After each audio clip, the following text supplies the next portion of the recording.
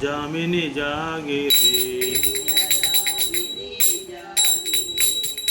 ಭಜಹುರೇ ಮನ ಶ್ರೀನಂದನಂದನ ಅಭಯ ಚರಣರ ವಿಂದರೆ ಅಭಯ ಚರಣ ವಿಂದರೆ ದುರ್ಲಭ ಮಾನವ ಜನಮ ಸತ್ಸಂಗೇ ಆರೋಹೇ ಭವ ಸಿಂಧುರೇ ಸೀತಾದಪ ಬಾತ ಭರಿಶನ ದಿನ ಜಾಮಿನಿ ಜಾಗಿರೆ ವಿಫಲ ಸೇವಿನೋ ಕೃಪನ ದುರಜನ ಕೃಪನ ದುರ ಚಪಲ ಸುಕಲ ಬಲಾಗಿರೆ ಚಪಲ ಸುಕಲ ಬಲಾಗಿರೆ ಚಪಲ ಸುಕಲ ಬಲಾಗಿರೆ ವೇದನ ಯೌವನ ಪುತ್ರ ಪರಿಜನ ಹಿತಕ್ಕೆ ಅಚೆ ಪರಚಿತಿರೆ ಕಮಲ ದಲ ಜಲ ಜೀವನ ತಲಮಲ ಭಜಹು ಹರಿಪದ ನೀತಿರೆ ವೇದನ ಯೌವನ ಪುತ್ರ ಪರಿಜನ ಹಿತಕ್ಕೆ ಅಚೆ ಪರಚಿತಿರೆ ಕಮಲ ದಲ ಜಲ ಜೀವನ ಕಲಮ ತಲಮಲ ಕಮಲ ದಲ ಜಲ ಜೀವನ ತಲಮಲ ಭಜಹು ಹರಿಪದ ನೀತಿರೆ ಶ್ರವಣ ಕೀರ್ತನ ಸ್ಮರಣ ವಂದನ ಪಾದ ಸೇವನ ದಾಸ್ಯರೇ ಶ್ರವಣ ಕೀರ್ತನ ಸ್ಮರಣ ವಂದನ ಪಾದ ಸೇವನ ದಾಸ್ಯರೇ ಉದನ ಸಖಿ ಜನ ಆತ್ಮನಿವೇದನ ಗೋವಿಂದ ದಾಸ ಅಭಿಲಾಷರೇ ಗೋವಿಂದ ದಾಸ ಅಭಿಲಾಷರೇ ಗೋವಿಂದ ದಾಸ ಅಭಿಲಾಷರೇ ಭಜಹುರೇ ಮನ ಶ್ರೀನಂದನಂದನ ಅಭಯ ಚರಣರ ವಿಂದರೆ ಭಜಹುರೇ ಮನ ಶ್ರೀನಂದನಂದನ ಅಭಯ ಚರಣರ ವಿಂದರೆ ಹರೇ ಕೃಷ್ಣ ಕೃಷ್ಣ ಕೃಷ್ಣ ಕೃಷ್ಣ ಹರೇ ಹರೇ ಹರೇ ರಾಮ ರಾಮ ರಾಮ ರಾಮ ಹರೇ ಹರೇ ಹರೇ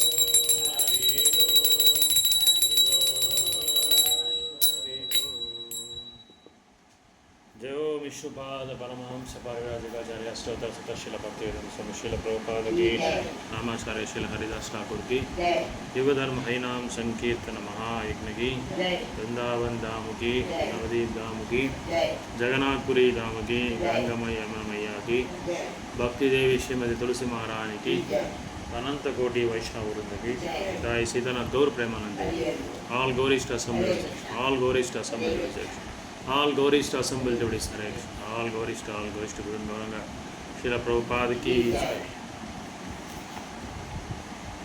Om Namo Bhagavate Vasudevaya.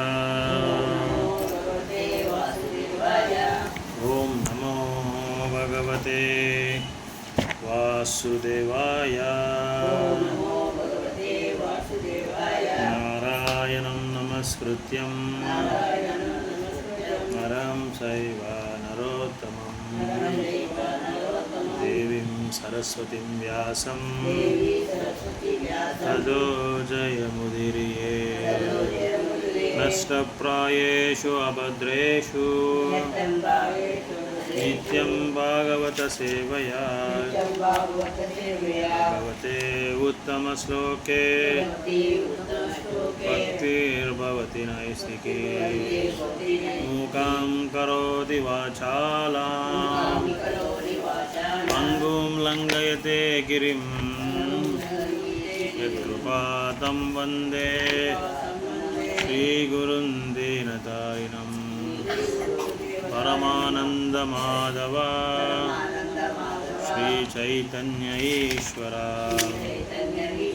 कृष्णाय वासुदेवाय देवकीनन्दनाय च नन्दगोपकुमाराय गोविन्दाय नमो नमः कृतये ध्यायतो विष्णुं त्रेतायां यजतो मकै द्वापरे परिचर्यायां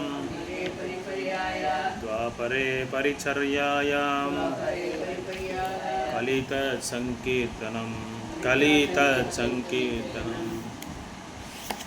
ಶ್ರೀಮದ್ಭಾಗವತಂ 1ನೇ ಸ್ಕಂದ 5ನೇ ಅಧ್ಯಾಯ 14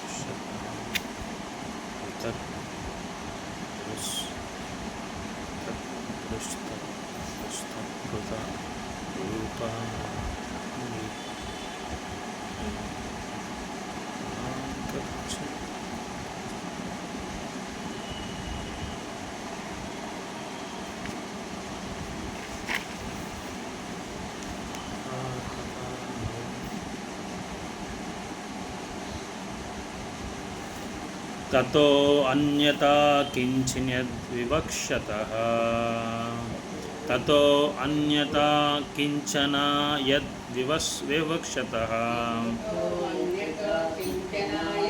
विवक्षतः ततो अन्यथा किंचन यद्विवक्षतः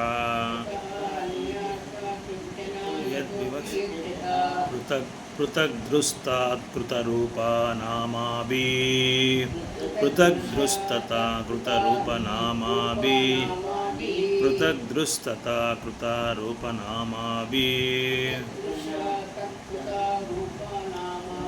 न कर्हिचित् क्वापि च दुष्टितमति क्वापि च दुस्थितामति न कर्चिता क्वापि च दुस्थितामति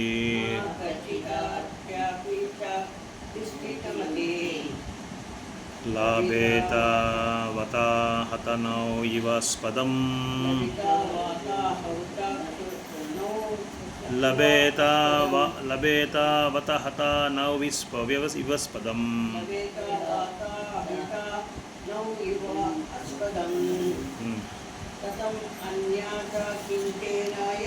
ततो अन्यथा किंचन यद्विवक्षतः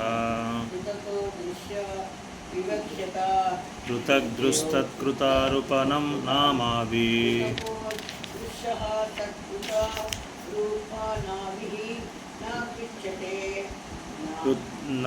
पृथग्दृस्तता कृतरूपनामाभिः न कर्चित् क्वापि च दुस्थितमतिर्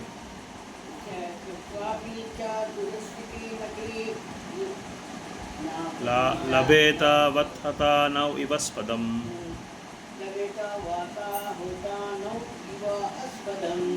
लभेत वत्हता नौ इव स्पदम् तथा ಅದರಿಂದ ಅನ್ಯತಾ ಬೇರೆ ವಿಧವಾಗಿ ಕಿಂಚನ ಯಾವುದನ್ನು ಯತ್ ಏನೆಲ್ಲವನ್ನು ವಿವಕ್ಷತಃ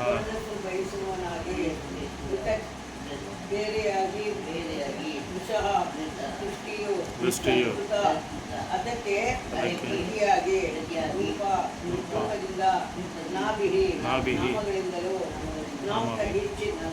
ಎಂದಿಗೂ ಇಲ್ಲ ಯಾವುದಾದರೂ ಮತ್ತು ವಿಚಲಿತಗೊಳ್ಳುವ ಮನಸ್ಸು ಕವಿತ ಪಡೆಯುವುದು ವಾತ ಔತ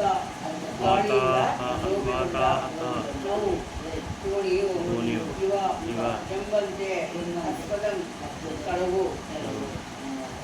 ಅನುವಾದ ಭಾವಾರ್ಥ ಕೊಟ್ಟವರು ಅಭಯ ಚರಣಾರ್ಯರಿಂದ ಭಕ್ತಿವೇದಾಂತ ಸ್ವಾಮಿ ಶ್ರೀಲ ಪ್ರಭುಪಾದ ಕೀ ಜೈ.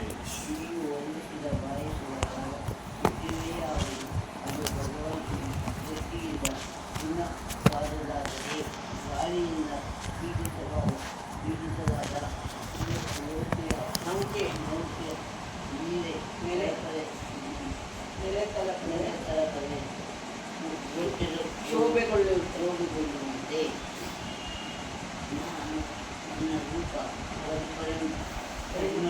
ಪರಿಮಾಣಗಳಿಂದ ಪ್ರತಿಕ್ರಿಯೆಯನ್ನು ಉಂಟು ಮಾಡಿ ಮನಸ್ಸನ್ನು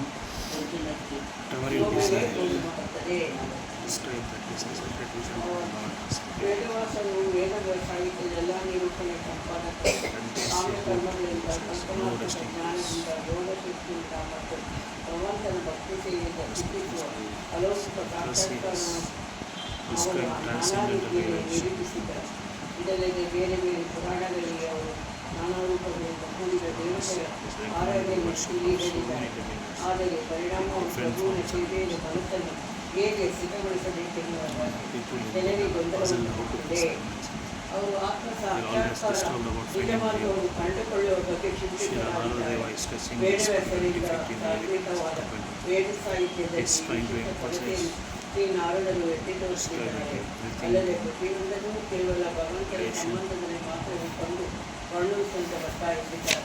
ವಾಸ್ತವವಾಗಿ ಭಗವಂತನ ಹೊರತಾಗಿ ಬೇರೆ ಯಾವುದೂ ಅಸ್ತಿತ್ವವಿಲ್ಲ. ಭಗವಂತನೇ ನಾನಾ ರೀತಿಯಲ್ಲಿ ವಿಸ್ತರಣೆಗೊಂಡು ವ್ಯಕ್ತನಾಗಿದ್ದಾನೆ. ಇಡೀ ವೃಕ್ಷದ ಮೂಲವೇ ಅವನು ಇಡೀ ಶರೀರದ ಹೊಟ್ಟೆಗೆ ಆಹಾರ ಒದಗಿಸಿದರೆ ಶರೀರದ ಎಲ್ಲ ಭಾಗಗಳಿಗೆ ಹೇಗೆ ಶಕ್ತಿ ಒದಗುತ್ತದೆ ಹಾಗೆ ಬೇರಿಗೆ ನೀರೆಂದರೆ ಮರದ ಎಲ್ಲ ಕಾಂಡಗಳಿಗೆ ಸಾಗುತ್ತದೆ. ಹೀಗಿರುವ ವೇದವ್ಯಾಸದ ಭಗವಂತನನ್ನು ಬಿಟ್ಟು ಬೇರೆ ಯಾವ ಗೊತ್ತಿಸಬಾರದಾಗಿದೆ. ಏಕೆಂದರೆ ಭಾಗವತದ ಸ್ವಲ್ಪ ಭಿನ್ನವಾದರೂ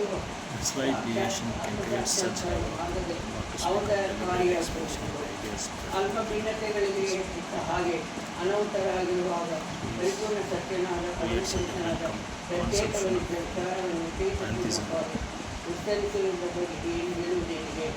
ಹಲವು ಉಂಟಾಗುವ ದೊಡ್ಡ ದೋಷವೆಂದರೆ ಅದು ಸರ್ವದೇವತಾರಾಧನೆ ಖಚಿತ ಕಲ್ಪನೆಗೆ ದಾರಿ ಮಾಡುತ್ತದೆ. ಹಲವು ಮತ ಭೇದಗಳನ್ನು ಸೃಷ್ಟಿಸುವ ಅಪಾಯ ಕಾರಣವಾಗಿದೆ. ಅಲೌಕಿಕ ಪ್ರೇರಣವಾದ ಭಕ್ತಿಯ ಮೂಲಕ ಭಗವಂತನ ಸಂಬಂಧ ಆತ್ಮಸಾಕ್ಷಾತ್ಕಾರ ಪಡೆಯುವಂತೆ ಮಾಡಲು ಭಾಗವತ ಮಾತ್ರವೇ ಸುಸ್ಪಷ್ಟವಾದ ನಿರ್ದೇಶನಕ್ಕೆ ಆ ನಿರ್ದೇಶನಕ್ಕೆ ಇದು ಪಿತಾಪುರಾತ್ಮಕವಾಗಿ ಪರಿಗಣಿಸಿದೆ. ಬಿರುಗಾಳಿ ಸಿಕ್ಕಿದ ನೌಕೆ ನಿರ್ದೇಶನ ವಿಷಯದ ಅತ್ಯಂತ ಸಮರ್ಪಕವಾಗಿದೆ. ಬಹುದೇವತಾವಾದಿಯ ಮನಸ್ಸು ವಿಚಲಿತವಾಗಬಲ್ಲದು.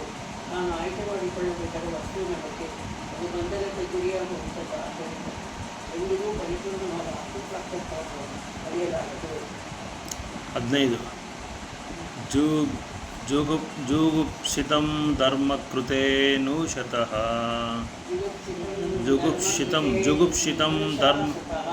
ಜುಗುಪ್ಸಿತಂ ಧರ್ಮಕೃತೆ ನೂಷಸತಃ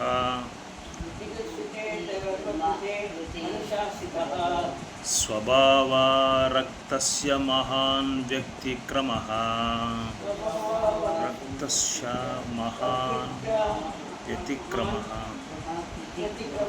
ಸ್ವಭಾವಾರಕ್ತಸ್ಯ ಮಹಾನ್ ವ್ಯತಿಕ್ರಮಃ ಯದ್ವಾಕ್ಯತೋ ಧರ್ಮ ಇತಿ ತರಹ ಸ್ಥಿತೋ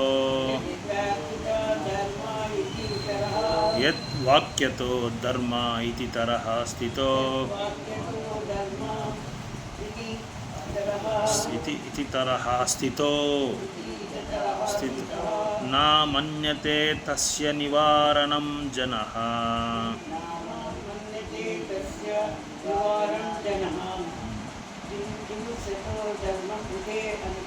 ಜುಗುಪ್ಸಿತಂ ಧರ್ಮಕೃತೆ ನೂಷಸತಃ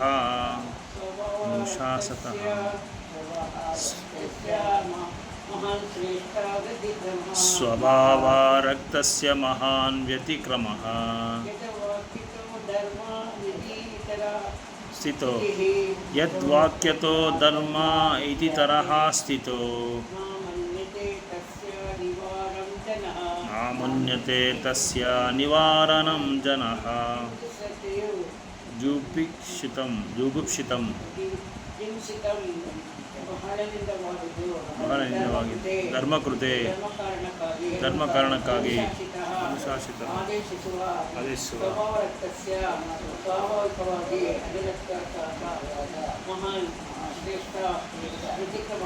ವ್ಯತಿಕ್ರಮಃ ಯದ್ವಾಕ್ಯತಃ ಯಾರ ಆದೇಶಾನುಸಾರವಾಗಿ ಧರ್ಮವು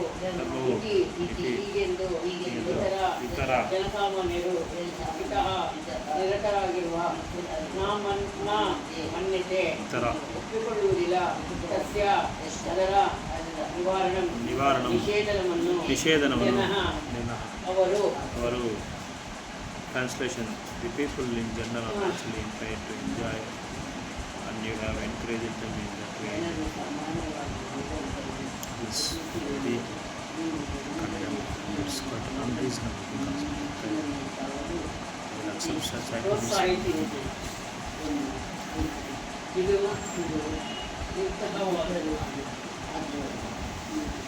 ವಿವೇಚನೆಗೆ ಅವಕಾಶವಿಲ್ಲ. ನೀವು ಅವರಿಗೆ ಹಾಗೂ ಮಾರ್ಗದರ್ಶನ ಮಾಡುವುದರಿಂದ ಅವರು ಧರ್ಮದ ರಚನೆಯೇ ಅಂತ ಚಟುವಟಿಕೆಗಳನ್ನು ನಡೆಸುತ್ತಾರೆ.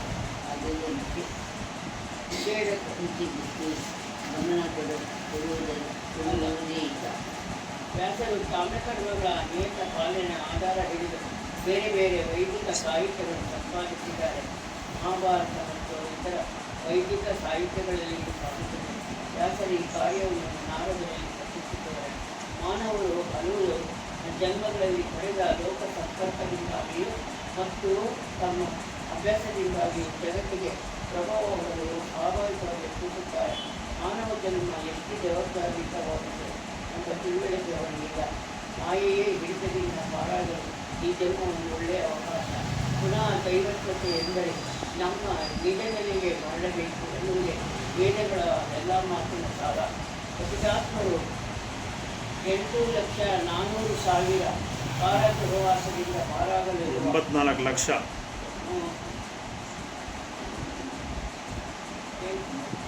ಅದೇ 84 ಲಕ್ಷ 84 ಲಕ್ಷ ಜೀವರಾಶಿಗಳು ಕಾರಾಗೃಹವಾಸದಿಂದ ಪಾರಾಗಲಿರುವ ಅವಕಾಶವೆಂದರೆ ಮಾನವ ಜನ್ಮ. ಆದ್ದರಿಂದ ಮಾನವ ಜೀವ ಮಾಡಬೇಕಾದ ಒಂದೇ ಒಂದು ಕಾರ್ಯವೆಂದರೆ ತಾನು ಕಳೆದುಕೊಂಡಿರುವ ಭಗವತ್ ಸಂಬಂಧವನ್ನು ಪುನಃ ಸ್ಥಾಪಿಸಿಕೊಳ್ಳಲು ಹೀಗಿರುವುದು. ಧರ್ಮಕಾರ್ಯದ ಹೆಸರಿನಲ್ಲಿ ಇದಕ್ಕೆ ಹೋಗಕ್ಕೆ ಅವಕಾಶ ಕಲ್ಪಿಸಿಕೊಳ್ಳಲು ಪ್ರೋತ್ಸಾಹಿಸಿಕೊಳ್ಳುವುದಿಲ್ಲ. ಮಾನವ ಶಕ್ತಿಯ ಸ್ಥಾಪಿಸಲ್ಲ ದಾರಿಗೆ ಹೊರಳಿದ ಪಕ್ಷಕ್ಕೆ ನಾಗರಿಕತೆ ತಪ್ಪು ದಾರಿಯಲ್ಲಿ ನಡೆಸುವಂತಾಗುತ್ತದೆ. ಮಹಾಭಾರತದಿಂದ ವೈದಿಕ ಸಂಬಂಧವಾದ ವಿವರಣೆ ಅಧಿಕಾರಿಯಲ್ಲಿರುವ ವ್ಯಾಸರೇ ಮಂಗಳಲ್ಲೊಂದು ರೂಪದಲ್ಲಿರುವ ವಿಜ್ಞಾನದ ವಸ್ತು ನೀಡುವ ಅವಕಾಶ ಐತಿಹಾಸಿಕ ಪ್ರಗತಿಗೆ ದೊಡ್ಡ ಅಡಚಣೆ. ಏಕೆಂದರೆ ಜನರು ಸಾಮಾನ್ಯವಾಗಿ ಲೌಕಿಕ ಚಟುವಟಿಕೆಗಳನ್ನು ತೆಗೆದುಕೊಳ್ಳುವುದಿಲ್ಲ. ಇದು ಅವರನ್ನು ಲೌಕಿಕ ಬಂಧನ ಸಿಲುಕಿಸುತ್ತದೆ. ನಾಗರಿಕತೆಯ ಒಂದು ಹಂತದಲ್ಲಿ ಅಂಥ ಲೌಕಿಕ ಚಟುವಟಿಕೆಗಳ ಧರ್ಮದ ಹೆಸರಿನ ಉದಾಹರಣೆ ಯಜ್ಞದ ಹೆಸರಿನ ನಡೆಸಲಾಗುತ್ತಿದೆ. ಪಶುಬಲಿ ಮೊದಲಾದ ಎಂಬ ಪ್ರಚಲಿತವಾಗಿದ್ದು ಆಗ ಭಗವಂತ ಬದ್ಧನಾಗಿ ಅವತರಿಸಿ ಧರ್ಮದ ಹೆಸರಿನ ನಡೆಯುತ್ತಿದ್ದ ಪಶುಬಲಿ ನಿಲ್ಲಿಸುವುದಕ್ಕಾಗಿ ವೇದ ಪ್ರಮಾಣವನ್ನು ತಿರಸ್ಕರಿಸಿದ್ದಾರೆ. ನಾರದರ ದೂರದೃಷ್ಟಿಗೆ ಬದಲಿಸುತ್ತಿತ್ತು. ಆದ್ದರಿಂದ ಅವರು ವೇದ ಮಾತುಗಳನ್ನು ಖಂಡಿಸಿದರು. ಮಾಂಸಾಹಾರಿಗಳು ಈಗಲೂ ಯಾವುದಾದರೂ ದೇವತೆಯ ಒಂದು ಧರ್ಮದ ಹೆಸರಿನಲ್ಲಿ ಪಶುಬಲಿಯನ್ನು ನಡೆಸುತ್ತಾರೆ. ಅದಕ್ಕೆ ಕಾರಣವೇನೆಂದರೆ ವೇದ ಸಾಹಿತ್ಯದಲ್ಲಿ ಅಂಥ ನಿಯಮಿತ ಆಚರಣೆಯನ್ನು ಸಮ್ಮತಿಸುತ್ತಿರುವುದು. ಅವುಗಳನ್ನು ಹಾಗೆ ಅಗ್ನಿಯಿಂದ ಮಾಂಸಾಹಾರವನ್ನು ಕಡಿಮೆ ಮಾಡುವ ಸಲುವಾಗಿ. ಆದರೆ ಪ್ರಮಾಣ ಅಂಥ ಧಾರ್ಮಿಕ ಚಟುವಟಿಕೆ ಇಂದಿದ್ದ ಉದ್ದೇಶವಂತೂ ಹೋಗುತ್ತದೆ. ಪ್ರಾಣಿ ವಧಗಾರಗಳು ಒತ್ತುತ್ತಾ ಹೋಗುತ್ತದೆ. ಇದಕ್ಕೆ ಕಾರಣ ಇಷ್ಟೇ. ವೇದಗಳಲ್ಲಿ ಧರ್ಮಗಳನ್ನು ಸರಿಯಾಗಿ ವಿವರಿಸಿ ಹೇಳುವ ಅಧಿಕಾರಿಗಳು ಇರುತ್ತಾರೆ. ಆದರೆ ಮೂಢರ ಮತ್ತು ಅಪರಿಚಿತ ಜನರು ಆ ಮಾತಿಗೆ ಲಕ್ಷ್ಯ ಕೊಡಲು ಸಿದ್ಧರಾಗಿರುವುದಿಲ್ಲ. ದೊಡ್ಡ ಪ್ರಮಾಣದ ಕೆಲಸದಿಂದಾಗಲಿ ಜನಸಂಖ್ಯೆಯಿಂದಾಗಲಿ ಅಥವಾ ಜನಸಂಖ್ಯೆ ಹೆಚ್ಚಳದಿಂದಾಗಲಿ ಎಂದಿಗೂ ಜೀವನ ಸ್ಥಿತಿಯಲ್ಲಿ ಪಡೆಯಲು ಸಾಧ್ಯವಿಲ್ಲ. ಇದನ್ನು ವೇದಗಳಲ್ಲಿ ಸ್ಪಷ್ಟವಾಗಿ ಹೇಳಲಾಗಿದೆ. ವೈರಾಗ್ಯದಿಂದ ಮಾತ್ರವೇ ಅದನ್ನು ಸಾಧಿಸಲು ಸಾಧ್ಯ. ಪ್ರಪಂಚಿಕರು ಅಂತಹ ಆದೇಶಗಳಲ್ಲಿ ತಿರುಗುವುದಿಲ್ಲ. ಅವರ ಪ್ರಕಾರ ಸನ್ಯಾಸಾಶ್ರಮ ಎನ್ನುವುದು ಯಾವುದೋ ದೈಹಿಕ ದೋಷದಿಂದಾಗಿ ಜೀವನಾಶ ನಿರ್ವಹಿಸಲು ಆಗದವರಿಗೆ ಅಥವಾ ಕುಟುಂಬದ ಜೀವನದ ಯಶಸ್ಸು ಗಳಿಸಿದವರಿಗೆ ಮಾತ್ರ. ಮಹಾಭಾರತ ಲೌಕಿಕ ವಿಷಯಗಳ ಜೊತೆ ಪಾರಲೌಕಿಕ ಸಂಗತಿಗಳಿವೆ. ಭಗವದ್ಗೀತೆಯಂತಹ ಲೌಕಿಕ ಸಂದೇಶಗಳು ಮಹಾಭಾರತದಲ್ಲಿಯೇ. ಮಹಾಭಾರತದ ಉದ್ದೇಶವು ಭಗವದ್ಗೀತೆಯಲ್ಲಿ ಮುಷ್ಟಿದೆ. ಅದರ ಪ್ರಕಾರ ಯಾರೇ ಆಗಲಿ ಬೇರೆ ಯಾವ ಕರ್ಮಗಳನ್ನು ತ್ಯಜಿಸಿ ತನ್ನನ್ನು ಕೇವಲ ಭಗವಂತ ಪಾದಕರ್ಮಗಳನ್ನು ಪೂರ್ಣವಾಗಿ ಸಮರ್ಪಿಸಿಕೊಳ್ಳಬೇಕು. ಆದರೆ ಲೌಕಿಕ ಪ್ರವೃತ್ತಿಯ ಜನರು ಮಹಾಭಾರತದ ಮುಖ್ಯ ವಿಷಯವಾದ ಭಗವದ್ಗೀತೆಯ ಅದರಲ್ಲಿ ಪ್ರಸ್ತಾಪಿತವಾಗಿರುವ ರಾಜಕಾರಣ, ಅರ್ಥ ಪ್ರಗತಿ, ಜನಸೇವೆಗಳಿಂದ ಅತಿ ಆಕರ್ಷಿತರಾಗುತ್ತಾರೆ. ವೇದವ್ಯಾಸರ ಹೊಂದಾಣಿಕೆಯ ಮನೋಧರ್ಮಗಳನ್ನು ನಾರದರು ನೇರವಾಗಿ ಖಂಡಿಸಿದ್ದಾರೆ. ಮಾನವ ಜೀವನದ ಪರಮ ಅಗತ್ಯವೆಂದರೆ ವ್ಯಕ್ತಿಯ ಭಗವಂತನೊಂದಿಗಿನ ತನ್ನ ಶಾಶ್ವತ ಸಂಬಂಧವನ್ನು ಅರ್ಥ ಮಾಡಿಕೊಳ್ಳುವುದು ಮತ್ತು ತಡಮಾಡದೆ ಅವನಿಗೆ ಸಂಪೂರ್ಣವಾಗಿ ಶರಣಾಗುವುದು. ಇದನ್ನು ನೇರವಾಗಿ ಸಾರುವಂತೆ ನಾರದರು ವ್ಯಾಸರಿಗೆ ಹೇಳಿದ್ದಾರೆ. ಯೋಗಿಗೆ ತನಗೆ ಇಷ್ಟವಾದ ಆಹಾರ ಸೇವಿಸ ಸದಾ ಕಾತರನಾಗಿರ್ತಾನೆ. ಆದರೆ ರೋಗಿ ತಿನ್ನಲೇ ಬಾರದು ಅಂತ ಆಹಾರವನ್ನು ಅವರಿಗೆ ಸ್ವಚ್ಛಮಟ್ಟಿಗೆ ಕೊಡುವುದಕ್ಕಾಗಿ ತಜ್ಞನಾದ ವೈದ್ಯನು ಒಪ್ಪುವುದಿಲ್ಲ. ಕಾಮ್ಯಕರ್ಮದ ಸತ್ಯನಾದವನು ಅವನ ಕೆಲಸದ ಸಂಬಂಧ ನಿರೀಕ್ಷೆಗೊಳ್ಳಬಾರದು. ಭಗವದ್ಗೀತೆ ಹೇಳಿದೆ. ಏಕೆಂದರೆ ಆ ಮೂಲಕ ಅವನು ಕ್ರಮೇಣ ಆತ್ಮಸಾಕ್ಷಾತ್ಕಾರ ನನಗೆ ಏರಿಸಲು ಸಾಧ್ಯ. ಆತ್ಮಸಾಕ್ಷಾತ್ಕಾರವರೆಯ ಶಿಷ್ಯ ಶುಲ್ಕ ವೇದಾಂತಗಳಿಗೆ ಬರ್ತದೆ. ಇದು ಕೇವಲ ಜ್ಞಾನವಾಗುತ್ತದೆ. ಯಾರು ಭಕ್ತಿ ಸೇವೆ ಮಾರ್ಗದಲ್ಲಿ ಸಾಗಿದರು ಅಂಥವರಿಗೆ ಈ ಕಲೆಯನ್ನು ಕಡ್ಡಾಯವೇನಿಲ್ಲ.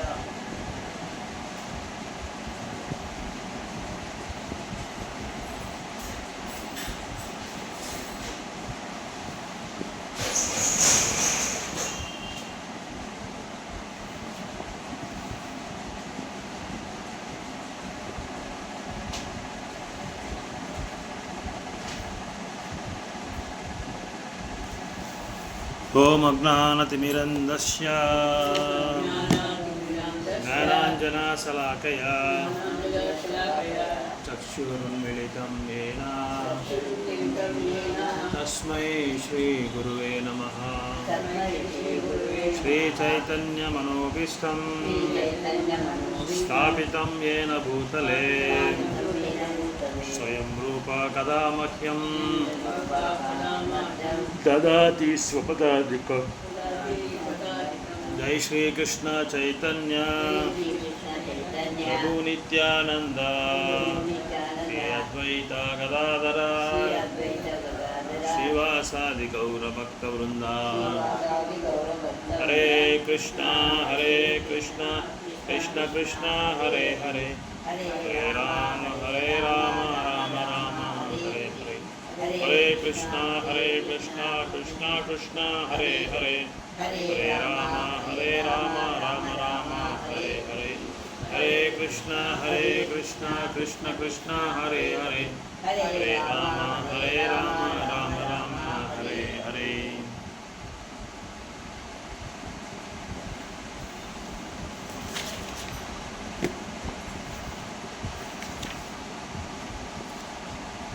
ಸೊ ಈ ಅಧ್ಯಾಯದಲ್ಲಿ ನಾರದರ ಉಪದೇಶ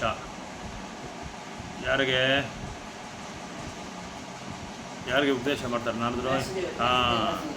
ವ್ಯಾಸದೇವರಿಗೆ ಉಪದೇಶ ಮಾಡ್ತಾ ಇದ್ದಾರೆ. ವ್ಯಾಸದೇವರು ಮಹಾಭಾರತದೆಲ್ಲ ಬರೆದಾದ್ಮೇಲೆ ಅವ್ರಿಗೆ ತೃಪ್ತಿ ಇಲ್ಲದೆ ಒಂದು ಸಮಯದಲ್ಲಿ ನಾರದರು ಬಂದು ಅವರ ಆಶ್ರಮಕ್ಕೆ ಬರ್ತಾರೆ. ಅವರ ಆಶ್ರಮಕ್ಕೆ ಬಂದು ವ್ಯಾಸದೇವರ ಅಸಂತೃಪ್ತಿ ನೋಡಿಬಿಟ್ಟು ಇದಕ್ಕೆ ಕಾರಣ ಏನು ಅಂತ ಕೇಳ್ತಾರೆ. ಆ ಕಾರಣ ಕೇಳುವಾಗ ನಾರದ ಮುನಿ ಒಂದೊಂದೇ ಹೇಳ್ಕೊಂಬರ್ತಾ ಇದ್ದಾರೆ. ನೀನು ಮಾಡಿದ್ದು ಇದು ತಪ್ಪು, ಈ ಥರ ಬರಿಬಾರ್ದಾಯಿತು, ನೀನು ಈ ಥರ ಬರೆದಿದ್ಯಾ. ಇದಕ್ಕೆ ಆ ಅಸಂತೃಪ್ತಿಗೆ ಕಾರಣ ಈ ಅಧ್ಯಾಯ ಫುಲ್ಲು ಹೇಳಿದ್ದಾರೆ ನಾರದ ಮುನಿ ವೇದವ್ಯಾಸರಿಗೆ. ಇದರಿಂದನೇ ನಿನಗೆ ಅಸಂತೃಪ್ತಿ ಆಗಿರೋದು. ಯಾಕಂದರೆ ನೀನು ಭಗವಂತನ ಗುಣಗಾನ ಮಾಡಿಲ್ಲ. ಭಗವಂತನಿಗೆ ಸಂಬಂಧಪಟ್ಟ ವಿಷಯಗಳು ಯಾವುದೇ ಒಂದು ನೀನು ಬರೀದೇ ಇದ್ದರೆ, ನೀನು ಕಂಪೈಲ್ ಮಾಡದೇ ಇದ್ದರೆ ಅದರಲ್ಲಿ ನಿನಗೆ ಸಂತೋಷ ಸಿಗಲ್ಲ, ಅದೇ ಸಂತೋಷ ತೃಪ್ತಿ ಸಿಗಲ್ಲ ಅಂತ ನಾರದ ಮುನಿ ಇಲ್ಲಿ ಹೇಳ್ತಾ ಇದ್ದಾರೆ. ಇಲ್ಲಿ ಮೊದಲು ಏನು ಮಾಡಿದ್ರು ನಾರದ ಮುನಿ, ತಕ್ಷಣ ಅವ್ರು ಕೇಳಿದ ತಕ್ಷಣ ಅವ್ರನ್ನ ಕಂಡೆಮ್ ಮಾಡಿಲ್ಲ ವೇದವ್ಯಾಸರನ್ನ.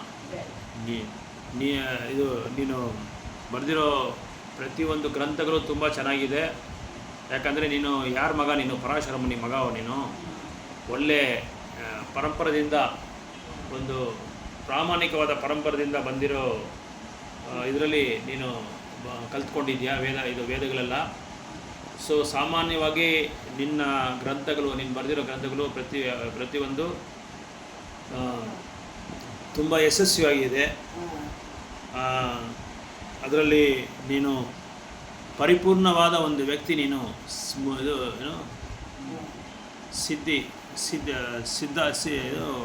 ಮುಕ್ತಾತ್ಮ. ನೀನು ಮುಕ್ತಿ ಹೊಂದಿರೋ ಆತ್ಮ. ನೀನು ಮುಕ್ತಿ ಪಡೆದಿದ್ದ ಆತ್ಮ ನೀನು. ಅದರಿಂದ ನೀನು ಸತ್ಯವಂತ.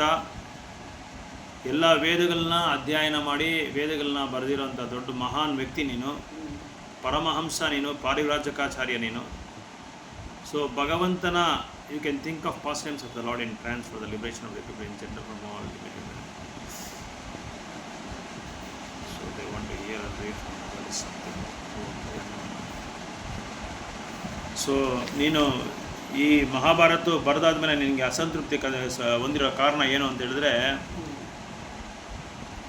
What ever you desire to describe that is separate from the in the vision from the lord simply reacts with different forms, names and results to agitate the mind. So ಯಾವುದೇ ಒಂದು ವ್ಯಾಖ್ಯಾನ ನಾವು ಬರೆಯುವಾಗ ಭಗವಂತನಿಗೆ ಸಂಬಂಧ ಇಲ್ದಿರೋ ಯಾವುದು ಬರೆದ್ರೇನು ಅದೇನಾಗುತ್ತೆ ಅಂದರೆ ಬೇರೆ ದಾರಿಗೆ ಅದು ಅವಕಾಶ ಕೊಡುತ್ತೆ.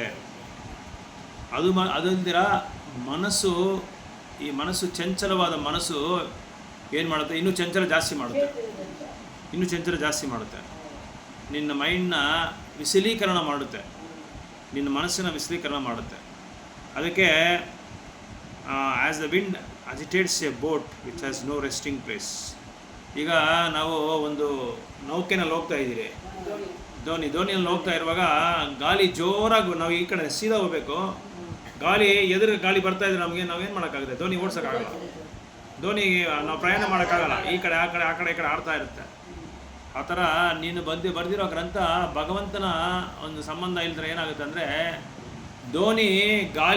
ಗಾಳಿ ಶಕ್ತಿಗೆ ಯಾವ ಥರ ಆ ಕಡೆ ಈ ಕಡೆ ಇದಾಗುತ್ತೋ, ಪ್ರಯಾಣ ಮಾಡದೇ ಇರೋಕ್ಕೆ ನಿನಗೆ ಆಸಕ್ತಿ ದಾರಿ ಇಲ್ಲದೆ ಇರುತ್ತೋ, ಆ ಥರ ನಿನಗೂ ಆ ಥರ ಈ ಗ್ರಂಥಗಳು ಈ ಥರ ಆಗ್ಬಿಡುತ್ತೆ.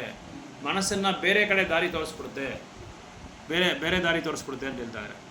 Sri Vyasadeva is the editor of all description of Vedic treatises, and thus he had described the transcendental realization in different ways, namely fruitive activities. ಇನ್ನೊಂದು ನೀನೇನು ಮಾಡಿದೆ ಅಂದರೆ, ಕರ್ಮಕಾಂಡದ ಒಂದು ಭಾಗದನ್ನು ನೀನು ಬರೆದಿದ್ಯಾ. ಕರ್ಮಕಾಂಡದಲ್ಲಿ ಏನಾಗುತ್ತೆ ಅಂದರೆ ಸ್ಪೆಕ್ಯುಲೇಟಿವ್ ನಾಲೆಡ್ಜ್, ಅಂದರೆ ನಮ್ಮ ಮನಸ್ಸಿಗೆ ತೋಚಿದಂಗೆ ನಾವು ಜ್ಞಾನನ ಮಾತಾಡೋದು, ಬರೆಯೋದು ಈ ಥರ ಆಗುತ್ತೆ. mystic power and devotion service. Besides that, in his various Puranas, he has recommended the worship of demigods. ಇನ್ನೊಂದು ನೀನೇನು ಮಾಡಿದ್ಯಾ ಅಂದರೆ ದೇವತೆಗಳ ಆರಾಧನೆ ಬಗ್ಗೆ ನೀನು ಬರೆದಿದ್ಯಾ. ದೇವತೆಗಳನ್ನ ಆರಾಧನೆ ಮಾಡ್ಬೋದು ಅಂತ ಬರೆದುಬಿಟ್ಟಿದ್ಯಾ. ಅದು ಬೇರೆ ಬೇರೆ ರೂಪದಲ್ಲಿ ಬೇರೆ ಬೇರೆ ಹೆಸರಲ್ಲಿ ದೇವತೆಗಳ ಆರಾಧನೆ ಮಾಡ್ಬೋದು. ಈ has recommended the worship of so many demigods. ಎಷ್ಟೋ ಜನ ದೇವತೆಗಳನ್ನ ಏನು ಉಪಯೋಗ ಇಲ್ವಲ್ಲ. ಈಗ ಮಾರಮ್ಮನ ಹತ್ರ ಹೋಗ್ತಾರೆ ಮಂಗಳವಾರ, ಸೋಮವಾರ ಬೆಟ್ಟ ಚಂದ್ರಚೂಡೇಶ್ವರನ ಬೆಟ್ಟಕ್ಕೆ ಹೋಗ್ತಾರೆ, ಬುಧವಾರ ಇಲ್ಲಿ ಹೋಗ್ತಾರೆ ನನಗೆ ಗೊತ್ತಿಲ್ಲ, ಗುರುವಾರ ರಾಘವೇಂದ್ರ ಸ್ವಾಮಿಗೆ ಹತ್ರ ಹೋಗ್ತಾರೆ. ರಾಘವೇಂದ್ರ ಸ್ವಾಮಿ ಅವ್ರ ಭಗವಂತನೇ ಅಲ್ಲ, ಅವ್ರ ಗುರು, ದಿವ್ಯ ಪುರುಷ ಅವರು. ರಾಘವೇಂದ್ರ ಬಂದು ಭಗವಂತ ಅಲ್ಲ, ಸಾಕ್ಷಾತ್ ರಾಮರ ಭಕ್ತರು ಅವರು, ರಾಮಚಂದ್ರನ ಭಕ್ತರು ಅವರು. ಎಷ್ಟೋ ಪವಾಡಗಳು ಮಾಡಿಬಿಟ್ಟಿದ್ದಾರೆ ಇವರು ರಾಘವೇಂದ್ರ. ಶುಕ್ರವಾರ ಮಹಾತಾಯಿ ಲಕ್ಷ್ಮೀದೇವಿ ಹತ್ರ ಹೋಗ್ತೀರಿ, ಶನಿವಾರ ಏಡುಕೊಂಡಲ ಮಾಡು, ಭಾನುವಾರ ಏನು ಬೇಕೋ ಅದನ್ನ ರುಚಿ ರುಚಿಯಾಗಿ ತಿನ್ನೋದು. ಎಲ್ಲಿ ಹೋಗಲ್ಲ ಅವರು. ದತ್ತಾತ್ರೇಯ, ಭಾನುವಾರ ದತ್ತಾತ್ರೇಯ, ಅದು ದೇವಸ್ಥಾನ ಇಲ್ಲಿದೆ. ಇಲ್ಲ, ತುಂಬ ವರ್ಷದಿಂದ ಇದೆ. ಹಾಂ, ಪಕ್ಕದಲ್ಲಿ ತುಂಬ ವರ್ಷದಿಂದ ಇದೆ. ಹಾಂ, ಸೊ ಈ ಥರ ದತ್ತಾತ್ರೇಯ ಭಾನುವಾರನಾ?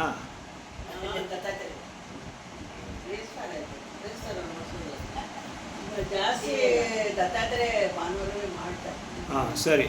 ಈ ಥರ ದೇವತೆಗಳ ಹತ್ರ ಅವತ್ತು ನಾವು ಪೂಜೆ ಮಾಡಿ ಆರಾಧನೆ ಮಾಡಿ, ಆಮೇಲೆ ಶಕ್ತಿ ದುರ್ಗಾದೇವಿ ಹತ್ರ ಹೋಗೋದು. ದುರ್ಗಾದೇವಿ ವಿಸ್ತರಣೆನೇ ಇವರೆಲ್ಲ. ಮಧುರೈ ಮೀನಾಕ್ಷಿ, ಕಂಚಿ ವಿಶಾಲಾಕ್ಷಿ, ಚಂಡಿ ಚಾಮುಂಡಿ, ಕಲ್ಕಟ್ಟ ಕಾಳಿ, ಇವರೆಲ್ಲ ವೈಷ್ಣವಿ ದೇವಿ, ಮೀನಾಕ್ಷಿ ದೇವಿ, ಆಮೇಲೆ ಲಲಿತಾ ಸಹಸ್ರನಾಮಗಳು, ಇದೆಲ್ಲ ಇವ್ರದ್ದೇ. ದುರ್ಗಾದೇವಿಯವರ ವಿಸ್ತರಣೆ ಇದೆಲ್ಲ ಅವರು ವಿಸ್ತರಣೆ ಮಾಡ್ಕೊಂಡಿರೋದು. ಆಮೇಲೆ ಅಸ್ಸಾಮಲ್ಲಿ ಒಂದು ದೊಡ್ಡ ದೇವಸ್ಥಾನ ಇದೆ ದುರ್ಗಾದೇವಿದು,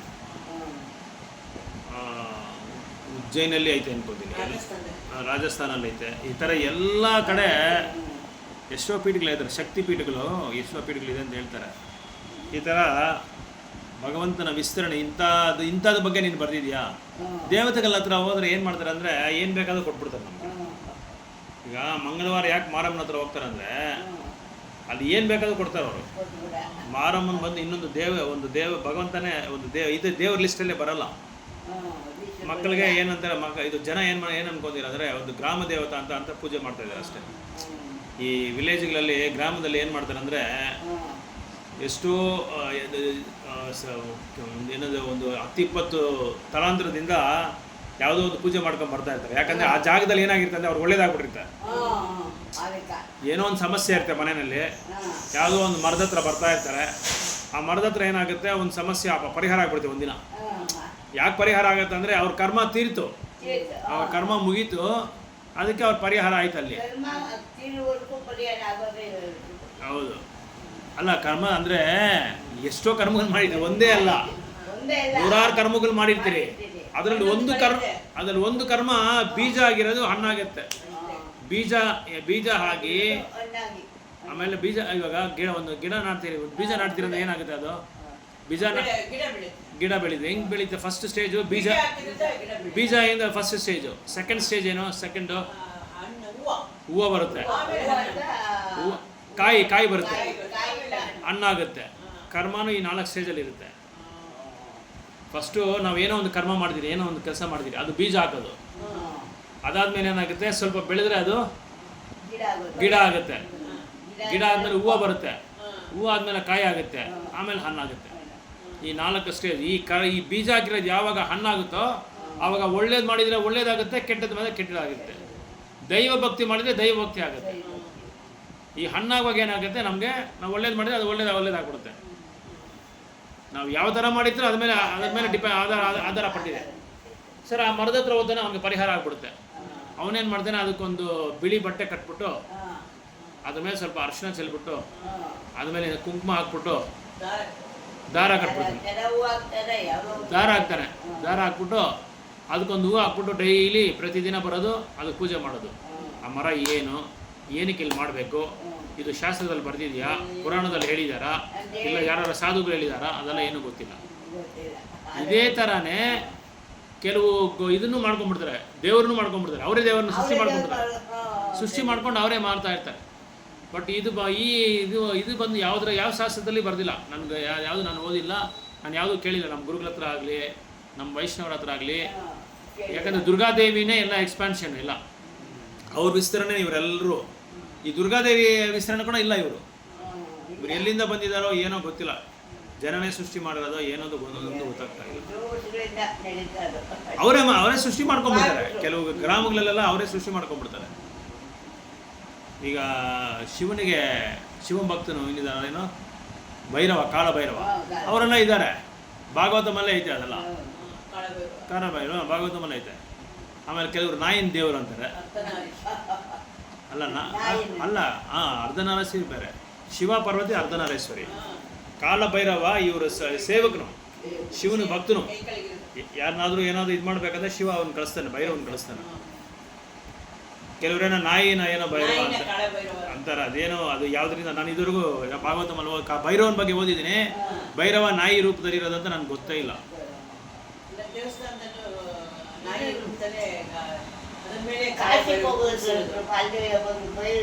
ಭೈರವನ ಮೇಲೆ ನಾಯಿನ ಕೂಡ ಇದು ಮಾಡೋಲ್ಲ.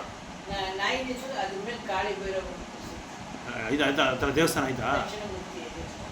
ಅದೇ ಇದರಲ್ಲಿ ಕೆರೆ ಆಪೋಸಿಟ್ ಕಾಮ.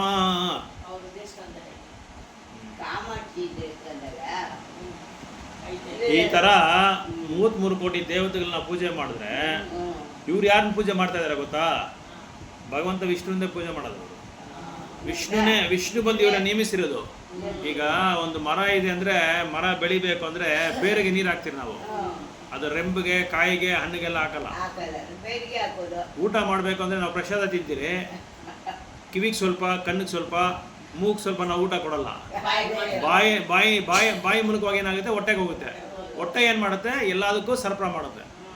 ಕಣ್ಣಿಗೆ, ಕೈಗೆ, ಕಾಲಿಗೆ, ಎಲ್ಲದಕ್ಕೂ ಸರಫರಾ ಮಾಡುತ್ತೆ. ಅದು ಸಪ್ಲೈ ಮಾಡಿದ್ರೆ ನಮಗೆ ಶಕ್ತಿಯಾಗಿ ನಾವು ಶಕ್ತಿವಂತವಾಗಿ ಇರ್ತೀವಿ. ಅದೇ ಥರನೇ ಭಗವಂತ ವಿಷ್ಣುವನ, ಕೃಷ್ಣನ ನಾವು ಆರಾಧನೆ ಮಾಡಿದ್ರೆ ಬೇರೆಯವ್ರು ಯಾರು ಮಾಡೋಂಗಿಲ್ಲ. ನೀನೇನಕ್ಕೆ ಇದೆಲ್ಲ ಹೇಳ್ತೀಯ ಅಂತ ಹೇಳ್ತಾರೆ. ನಾರದ ಮುನಿ ಹೇಳ್ತಾರೆ.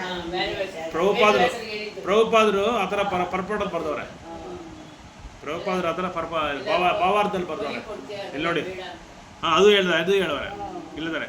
ಈ has recommended the worship of many demigods in different forms and names.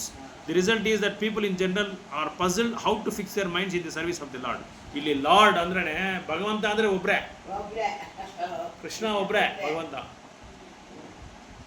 Parashara ಮುನಿ ಹೇಳಿರೋ ಒಂದು ವ್ಯಾಖ್ಯಾನ ಏನು ಅಂದರೆ, ಡೆಫಿನೇಷನ್ ಏನಂದರೆ, ಐಶ್ವರ್ಯಸ್ಯ ಸಮಗ್ರಸ್ಯ ವೀರ್ಯಸ್ಯ ಯಶಸ್ಯ ಅಂತ ಒಂದು ಶ್ಲೋಕ ಬರುತ್ತೆ. ಯಾರಿಗೆ ಸಂಪೂರ್ಣವಾದ ಐಶ್ವರ್ಯ ಇದೆಯೋ, ಸಂಪೂರ್ಣವಾದ ಅಂದ ಇದೆಯೋ, ಸಂಪೂರ್ಣವಾದ ಶಕ್ತಿ, ಸಂಪೂರ್ಣವಾದ ವೈರಾಗ್ಯ, ಸಂಪೂರ್ಣವಾದ ಜ್ಞಾನ, ಇದು ಯಾರಿಗೆ 6 ಐಶ್ವರ್ಯಗಳು ಸಂಪೂರ್ಣವಾಗಿದೆಯೋ ಅವರೇ ಭಗವಂತ ಅಂತ ಹೇಳ್ತಾರೆ. ಅದು ಬಿಟ್ಟು ಎಲ್ಲರನ್ನೂ ಭಗವಂತ ಅಂತ ಹೇಳಿದ್ರೆ ಅದಕ್ಕೆ ಅವರು ಶಾಸ್ತ್ರಗಳು ಓದಿಲ್ಲ ಅಂತ ಅರ್ಥ.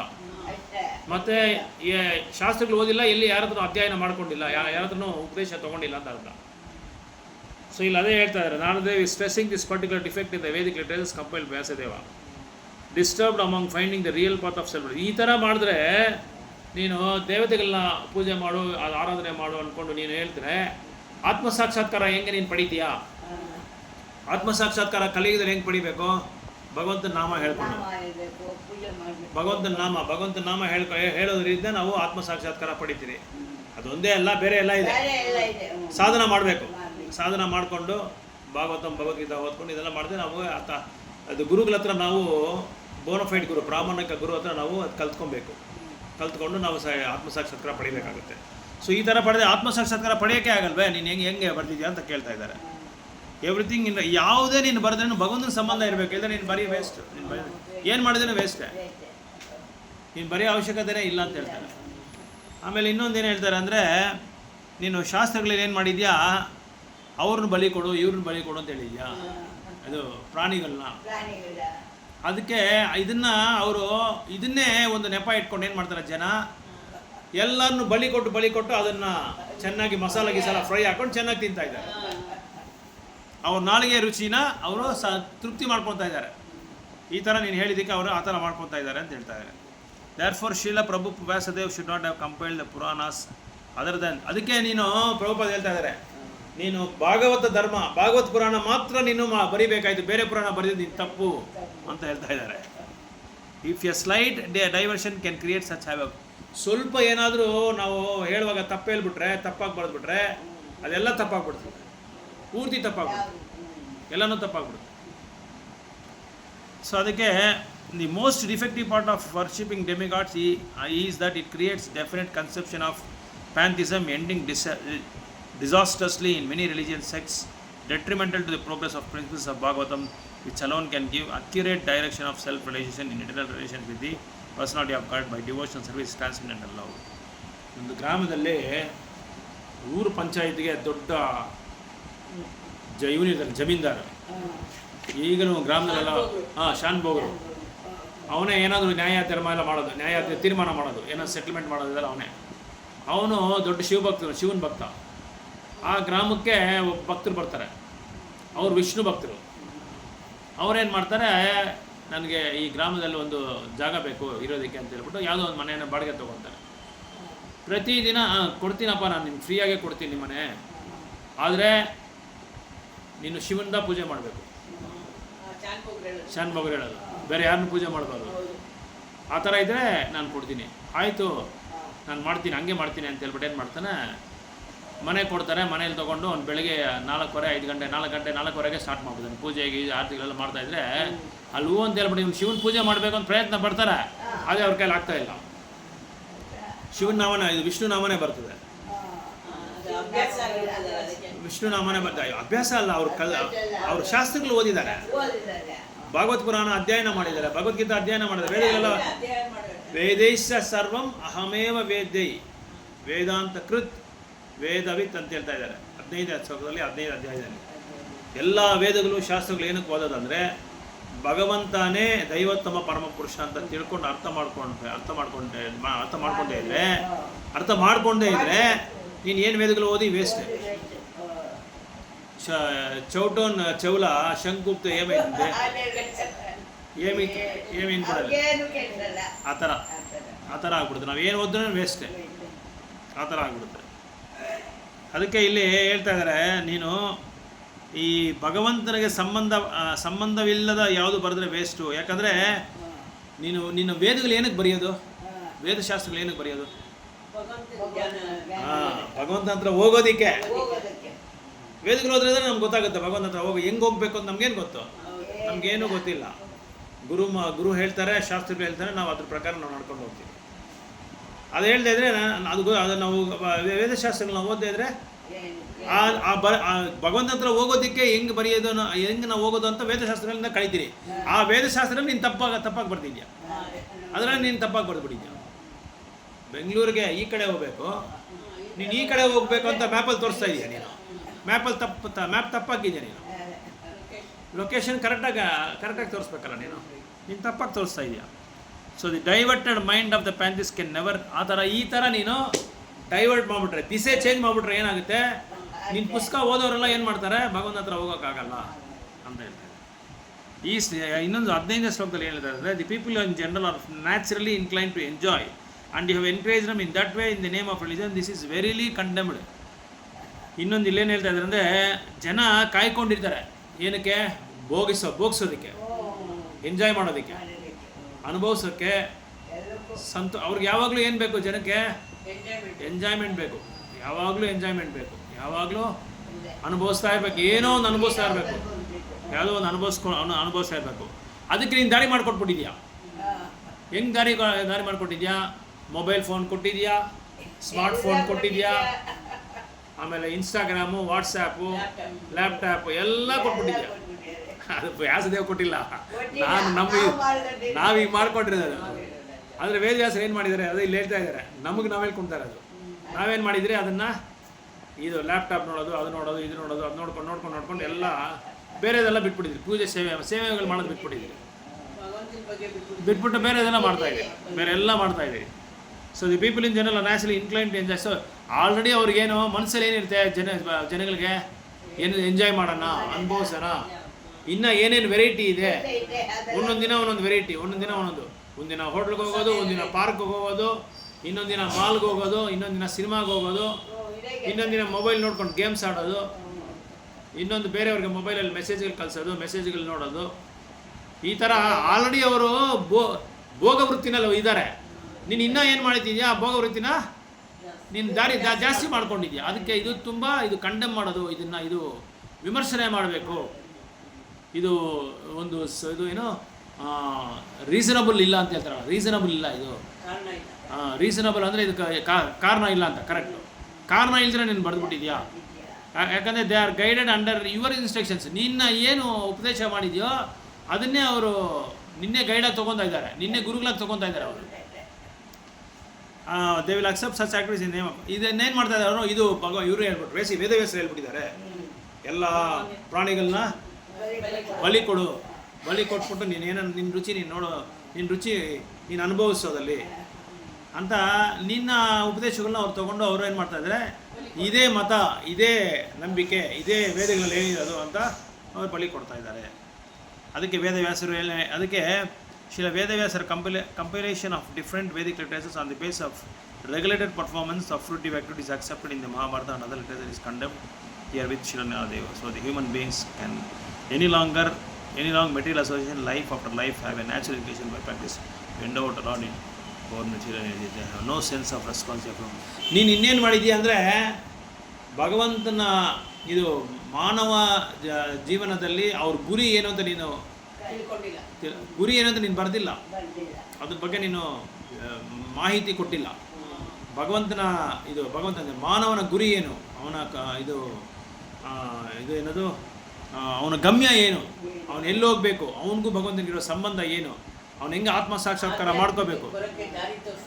ಭಗವಂತನ ಹತ್ರ ಹೋಗೋದಕ್ಕೆ ನಿನ್ಗೆ ಮಾನವನ ಗುರಿ ಇದೆಯಲ್ಲ, ಮಾನವನ ಗುರಿ ಏನೇನೋ, ಮನುಷ್ಯರ ಗುರಿ ಏನೋ, ಅವ್ರ ಗಮ್ಯ ಏನೋ, ಭಗವಂತನಿಗೆ ನನಗೆ ಸಂಬಂಧ ಏನು ಅಂತ ತಿಳ್ಕೋಬೇಕು.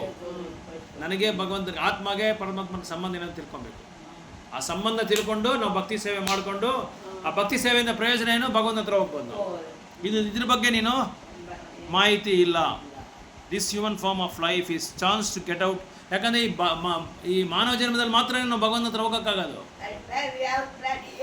ಬೇರೆ ಯಾವ ಜನ್ಮದಲ್ಲಿ ನೀನು ಹೋಗೋಕ್ಕಾಗಲ್ಲ. ಆ ಮಾನವ ಜನ್ಮನೇ ನೀನು ಏನು ಮಾಡ್ತಾ ಇದೀಯಾ, ಆ ಮಾನವ ಜೀವನದ ಗಮ್ಯನೇ ನೀನು ಅದ್ರ ಬಗ್ಗೆ ನೀನು ಉಪದೇಶನೇ ಕೊಟ್ಟಿಲ್ಲ, ಮಾಹಿತಿ ಕೊಟ್ಟಿಲ್ಲ. 84 ಲಕ್ಷ ಜೀವರಾಶಿಗಳಿದ್ದಾರೆ. ಇದರಲ್ಲಿ ಮಾನವ ಜನ್ಮ ಮಾತ್ರನೇ ಉತ್ತಮವಾದ ಶ್ರೇಷ್ಠವಾದದ್ದು. ನೀನು ಈ ಥರ ಬರೆದ್ಬಿಟ್ರೆ ಅವನೇ ಆಗುತ್ತೆ. ಮತ್ತೆ ಬೇರೆ ಅವರು ಡಿಪ್ರಮೋಟ್ ಆಗ್ತಾ ಇರ್ತಾರೆ, ಕೆಳಗಡೆ ಬೇರೆ ಜನ್ಮ, ಕೀಳು ಜನ್ಮ ತೊಗೊತಾ ಇರ್ತಾರೆ. ಪ್ರಾಣಿ ಜನ್ಮ, ಪಕ್ಷಿ ಜನ್ಮ, ಇರುವೆ ಜನ್ಮ, ಗಿಡ ಮರ, ಇಂಥ ಜನ್ಮಗಳು ತೊಗೊತಾ ಇರ್ತಾರೆ. ಮಾನವ ಜನ್ಮ ತೊಗೊಂಡು ಅವ್ರು ಮತ್ತೆ ವಾಪಸ್ ಇದಕ್ಕೆ ಕೆಳಗಡೆ ಬಂದ್ಬಿಡ್ತಾರೆ. ಮೇಲೆ ಹೋಗ್ದಿರ ಏನು ಮಾಡ್ತಾರೆ, ಕೀಳ್ಮಟ್ಟವಾದ ಜನ್ಮಗಳು ತೊಗೊಂಡ್ಬಿಡ್ತಾರೆ ಇದರಿಂದ, ಈ ಶಾಸ್ತ್ರಗಳು ಓದೋದ್ರಿಂದ. ಅದಕ್ಕೆ the Vedas R meant for, ಅದಕ್ಕೆ ವೇದಗಳು ಏನಕ್ಕೆ ಬರೆದಿರೋದ್ರೆ ಭಗವಂತನ ಹತ್ರ ಹೋಗೋದಕ್ಕೆ. ಮೇಲೆ ಅಂದರೆ ಸ್ವರ್ಗ ಗೋಲಕ ವೃಂದಾವನಕ್ಕೆ ಹೋಗೋದು, ಅದೇ ಮೇಲೆ ಹೋಗೋದು, ಅದೇ ಉತ್ತಮವಾದ ಲೋಕ ಅದೇ. So to the human form of life is a chance to get out of this imprisoned life. ನಾವು ಜೈಲಲ್ಲಿ ಇದ್ದೀರಿ, ನಾವು ಬಂಧನದಲ್ಲಿ ಇದ್ದೀರಿ, ಜನ್ಮ ಮೃತ್ಯು ಜನ ಬಂಧನದಲ್ಲಿ. ಅದರಿಂದ ಬಿಡುಗಡೆ ಆಗಬೇಕಾದ್ರೆ ಮಾನವ ಜನ್ಮದಲ್ಲಿ ಮಾತ್ರನೇ ಹೋಗೋಕ್ಕಾಗೋದು, ಬೇರೆ ಜನ್ಮದಲ್ಲಿ ಹೋಗೋಕ್ಕಾಗಲ್ಲ. ಸೊ ಅದಕ್ಕೆ ನೀನು ಈ ಥರ ಬರೆದ್ರೆ ಎಲ್ಲಿ ನಾವು ಇದರಿಂದ ಬಿಡುಗಡೆ ಮಾಡ್ಕೊಳ್ಳೋಕ್ಕೆ ಆಗಲ್ಲ. Under the circumstances one should never be encourage in making A plan for sense. ನೀನು ಅದರಿಂದ ಏನು ಮಾಡಿ, ಅದರಿಂದ ಯಾವತ್ತೂ ನಾಡ್ದು ಹೇಳ್ತಾ ಇದ್ದಾರೆ, ಈ ಸೆನ್ಸ್ಗೆ ಇದು ಇಂದ್ರಿಯ ಭೋಗ ಮಾಡ್ಕೊಳ್ಳೋದಕ್ಕೆ ನೀನು ದಾರಿನೇ ಕೊಡಬಾರ್ದು. ಅದರಿಂದ ಹೊರಗಡೆ ಬರೋದಿದ್ದ ನೀನು ಅವ್ರಿಗೆ ದಾರಿ ತೋರಿಸ್ಬೇಕೆ ಹೊತ್ತು, ದಾರಿ ದೀಪ ತೋರಿಸ್ಬೇಕೆ ಹೊತ್ತು ಇಂದ್ರಿಯ ಭೋಗ ಮಾಡೋದಕ್ಕೆ ನೀನು ದಾರಿ ತೋರಿಸ್ಬಾರ್ದು ಅಂತ ಹೇಳ್ತಾರೆ. ಒಂದು ಕಾಡಲ್ಲಿ ಕೋತಿ ಏನು ಮಾಡುತ್ತೆ, ಕೋತಿಗೆ ಸ್ವತಂತ್ರ ಜಾಸ್ತಿ. ಒಂದು ಮರದಿಂದ ಇನ್ನೊಂದು ಮರಕ್ಕೆ ಹೋಗೋದು, ಇನ್ನೊಂದು ಮರದಿಂದ ಇನ್ನೊಂದು ಹೋಗೋದು, ಅಲ್ಲಿ ಆಮೇಲೆ ಬೆರ್ರೀಸ್ ತಿನ್ನೋದು, ಅದೇ ನೆಲ್ಲಿಕಾಯಿ ಅದು ಇದು ಬರುತ್ತೆ, ಅದೆಲ್ಲ ತಿಂತಾ ಇರುತ್ತೆ, ಹಣ್ಣುಗಳು ಎಲ್ಲ ತಿಂತಾ ಇರುತ್ತೆ, ಆರಾಮಾಗಿ ಫ್ರೀ ಆಗಿರುತ್ತೆ. ಡೈಲಿ ಈ ಥರ ಮಾಡ್ಕೊಂಡಿರುತ್ತೆ. ಒಂದಿನ ಏನಾಗುತ್ತೆ, ಈ ಬೇಟೆಗಾರನು ಒಂದು ಸೀಸಾ ಇಡ್ತಾನೆ, ಬಾಟ್ಲು, ಗಾಜಿನ ಬಾಟ್ಲು ಸೆಂಟ್ರಲ್ಲಿ ಇಟ್ಬಿಟ್ಟು ಎಲ್ಲೆಲ್ಲಿ ಕೋತಿ ಬರುತ್ತೋ ಆ ಜಾಗದಲ್ಲಿ ಕರೆಕ್ಟಾಗಿ ಆ ಕೋತಿ ನೋಡಿಕೊಂಡು ಆ ಬಾಟ್ಲು ಇಟ್ಬಿಟ್ಟು ಅದರಲ್ಲಿ ಗೋಡಂಬಿ, ದ್ರಾಕ್ಷಿ, ಬಾದಾಮಿ, ಖರ್ಜೂರ ಎಲ್ಲ ಹಾಕ್ತಾನೆ. ಇದು ನೋಡಿದ ತಕ್ಷಣ ಕೋತಿಗೆ ಸಂತೋಷ ಆಗ್ಬಿಡುತ್ತೆ. ಇವತ್ತೇನೋ ಹೊಸದ ಬೇರೆ ಥರ ಹಣ್ಣುಗಳು ಸಿಕ್ಕಿದೆ ಅಂತ ಹೇಳ್ಬಿಟ್ಟು ಏನು ಮಾಡುತ್ತೆ, ಸೀದಾ ಬಾಟ್ಲ ಹತ್ರ ಬರುತ್ತೆ. ಸೀದಾ ಬಾಟ್ಲ ಹತ್ರ ಬಂದ್ಬಿಟ್ಟು ಏನು ಮಾಡುತ್ತೆ, ಕೈ ಹಾಕುತ್ತೆ. ಕೈ ಹಾಕ್ಬಿಟ್ಟು ಹಣ್ಣುಗಳೆಲ್ಲ ತಿನ್ನಕ್ಕೆ ನೋಡುತ್ತೆ. ಆ ಕೈ ಬಾಟ್ಲಿಂದ ಹಿಂಗೆ ತೆಗಿಯಕ್ಕೆ ನೋಡಿದ್ರೆ ಕೈ ಬರ್ತಾ ಇಲ್ಲ. ಚಿಕ್ಕದು ಮೂತಿ ಮೂತಿ ಚಿಕ್ಕದು, ಕೈ ದೊಡ್ಡದು. ಸರಿ, ಇನ್ನೊಂದ್ಸಲ ಟ್ರೈ ಮಾಡುತ್ತೆ, ಎತ್ತಕ್ಕೆ ಬರ್ತಾ ಇಲ್ಲ. ಇನ್ನೊಂದ್ಸಲ ಎಷ್ಟೋ ಸಲ ಪ್ರಯತ್ನ ಮಾಡಿದನೋ ಕೈ ಹೊರಗಡೆ ಬರ್ತಾ ಇಲ್ಲ. ಸರಿ, ಏನು ಮಾಡುತ್ತೆ, ಆ ಕೈಯಲ್ಲಿರೋ ಡ್ರೈ ಫ್ರೂಟ್ಸು ಬಾಟ್ಲಲ್ಲಿ ಬಿಟ್ಬಿಡುತ್ತೆ. ಬಾಟ್ಲಲ್ಲಿ ಬಿಟ್ಬಿಟ್ಟು ಕೈ ತೆಗೆದ್ರೆ ಬಂದ್ಬಿಡುತ್ತೆ. ಬಟ್ ಬಂದಿರೋದು ಏನಕ್ಕೆ? ಅದನ್ನ ಎತ್ಕೊಂಡು ತಿನ್ನಕ್ಕೆ. ಬಿಡಲೇಬಾರ್ದು ಅಂತೇಳಿ ಮತ್ತೆ ಕೈ ಹಾಕುತ್ತೆ. ಮತ್ತೆ ಕೈ ಹಾಕಿ ಆ ಡ್ರೈ ಫ್ರೂಟ್ಸ್ ಎತ್ಕೊಂಡ್ರೆ ಕೈ ವಾಪಸ್ ಬರ್ತಾ ಇಲ್ಲ. ಇದು ನೋಡ್ಕೊಂಡಿಲ್ಲ ಬೇಟೆಗಾರ ಏನು ಮಾಡ್ತಾನೆ, ಒಂದು ಬಲೆ ಹಿಂಗೆ ಬೀಸ್ತಾರೆ, ಬೀಸ್ಬಿಟ್ಟು ಹೊಟ್ಟೆ ಕಟ್ಬಿಟ್ಟು ಕರ್ಕೊಂಡು ಹೋಗ್ಬಿಡ್ತಾನೆ. ಕೋತಿನ ಕರ್ಕೊಂಡೋಗಿ ಒಂದೊಂದು ಗ್ರಾಮಕ್ಕೂ ಕರ್ಕೊಂಡೋಗಿ ಅದ್ರ ಹತ್ರ ಸರ್ಕಸ್ ಮಾಡಿಸಿ ದುಡ್ಡು ಸಂಪಾದಿಸ್ತಾನೆ. ಇದಕ್ಕೆ ಮುಂದೆ ಚೆನ್ನಾಗಿ ಸ್ವಾತಂತ್ರ್ಯವಾಗಿ ಚೆನ್ನಾಗಿತ್ತು ಅದು. ಅಲ್ಲಿ ಇಲ್ಲಿ ತಿನ್ಕೊಂಡು ಹೊಟ್ಟೆ ತುಂಬ ಕರೆಕ್ಟಾಗಿ. ಈಗ ಇಂದ್ರಿಯ ಭೋಗ ಜಾಸ್ತಿ ಆಯಿತು, ಅನುಭವ ಭೋಗ ವೃತ್ತಿ ಜಾಸ್ತಿ ಆಗಿದ ತಕ್ಷಣ ಇನ್ನು ಬೇರೆ ತಿನ್ನೋಣ ಅಂತ ಬಂತು. ನಾಳೆಗೆ ಚಪಲ, ನಾಳೆಗೆ ದಾಸನಾಗ್ಬಿಟ್ರ. ನಾಳೆಗೆ ದಾಸನಾಗಿ ಏನಾಗುತ್ತೆ, ಆ ಡ್ರೈ ಫ್ರೂಟ್ಸ್ ದಿನ ನಾನು ಬಂದು ಸಿಕ್ಕಾಕೊಂಡು ಏನು ಇಲ್ದಿರಾಗೋಯ್ತು. ಅವ್ನು ಹೇಳ್ದಂಗೆ ಕೇಳಬೇಕು. ನೋಡಿದಿರ ನೀವು ಕೆಲವರೆಲ್ಲ ಕೋತಿಗಳು ಇಟ್ಕೊಂಡು ಸರ್ಕಸ್ ಅವರು. ಅಂದರೆ ಅರ್ಥ ಏನು ಅಂದರೆ ಇಂದ್ರಿಯ ಭೋಗನ ಅನುಭವಿಸಕ್ಕೆ ಹೋದರೆ ಕೋತಿಗಾಗೋ ಗತಿನೇ ನಮ್ಗೆ ಆಗುತ್ತೆ ಅಂತ. ಸ್ವತಂತ್ರ ಇರಲ್ಲ. ಅಲ್ಲ, ಅದು ಭಗವಂತನ ಕೊಟ್ಟಿರೋ ಪ್ರಕೃತಿಯಿಂದ ಬರೋ ಇದು ಹಣ್ಣು ಹಂಪುಗಳೆಲ್ಲ ಎಷ್ಟೋ ಇದೆ. ಅದು ತೊಗೊಂಡು ಅದು ತೊಗೊಳೋದು ಬಿಟ್ಬಿಟ್ಟು ನಾವು ಬೇರೆ ಏನೇನಕ್ಕೂ ಆಸೆ ಬಿಡ್ತೇವೆ. ಬೇರೆ ಇದಕ್ಕೆ ಆಸೆ ಬಿದ್ದರೆ ಏನಾಗುತ್ತೆ, ಈ ಥರ ಆಗುತ್ತೆ. ಅದಕ್ಕೆ ಇಂದ್ರಿಯ ಭೋಗಕ್ಕೆ ನೀನು ದಾರಿ ಕೊಡಬಾರ್ದು, ಅದಕ್ಕೆ ನೀನು ಪ್ಲ್ಯಾನ್ ಹಾಕಬಾರ್ದು ಅಂತ ಹೇಳ್ತಾ ಇದ್ದಾರೆ ಇಲ್ಲಿ. ಅದಕ್ಕೆ ಉತ್ಸಾಹ ಕೊಡಬೇಡ, ಇಂದ್ರಿಯ ಭೋಗ ಮಾಡೋದಕ್ಕೆ ಉತ್ಸಾಹ ಕೊಡಬೇಡ. Such diversions of human energy results in a misguided civilisation. ಇದೇನು ಮಾಡುತ್ತೆ, ನೀನು ಇದು ತಪ್ಪಿನ ನಾಗರಿಕತೆಗೆ ತೋರಿಸ್ದಂಗೆ ಆಗುತ್ತೆ ಎಲ್ಲರಿಗೂ, ಜನಗಳಿಗೆ. Srila Vyasadev is the authority in Vedic explanations in the Mahabharata and his encouragement in sense enjoyment in some form or other is great barrier for spiritual advancement because the people general will not agree to renounce material activities which hold them in material bondage. ಇದರಿಂದ ಏನಾಗುತ್ತೆ, ವೈರಾಗ್ಯಕ್ಕೆ ತೊಂದರೆ ಆಗುತ್ತೆ. ಜನ ಬಂದು ವೈರಾಗ್ಯ ತಗೊಳ್ಳಲ್ಲ, ಇಲ್ಲೇ ಇದ್ಬಿಡ್ತಾರೆ. ಭೌತಿಕ ಪ್ರಪಂಚದಲ್ಲೇ ಸಂತೋಷ ಪಟ್ಕೊಂಡು ಮತ್ತೆ ಇಲ್ಲೇ ಇದ್ಬಿಡ್ತಾರೆ ಅವರು. ಆಧ್ಯಾತ್ಮಿಕವಾದ ಉದ್ಧಾರ ಮಾಡ್ಕೊಳಕ್ಕಾಗಲ್ಲ, ಮುಂದುವರಿಯಕ್ಕಾಗಲ್ಲ. ಮುಂದೆ ಬರಲ್ಲ ಆಧ್ಯಾತ್ಮಿಕ ಜೀವನದಲ್ಲಿ ಮುಂದೆ ಹೋಗೋಕ್ಕಾಗಲ್ಲ. ಸೊ ಅದಕ್ಕೆ ಇಲ್ಲಿ ಹೇಳ್ತಾ ಇದ್ದಾರೆ, ಏನು ಹೇಳ್ತಾ ಇದ್ದಾರೆ ಅಂದರೆ, at A certain stage of human civilisation when such material activities in the name of religion as sacrificing animals in the name of ಯಜ್ಞ ವರ್ ಟೂ ಮಚ್ ರ್ಯಾಂಪೆಂಟ್. ಅದಕ್ಕೆ ಏನಾಯಿತು, ಬುದ್ಧ ಬರೋಕ್ಕೆ ಮುಂದೆ ಏನಾಯಿತು, ಎಲ್ಲರೂ ವೇದಗಳಲ್ಲಿ ಬರೆದಿದ್ದಾರೆ ಪ್ರಾಣಿಗಳನ್ನ ನಾವು ಸಾಯಿಸ್ಬೋದು.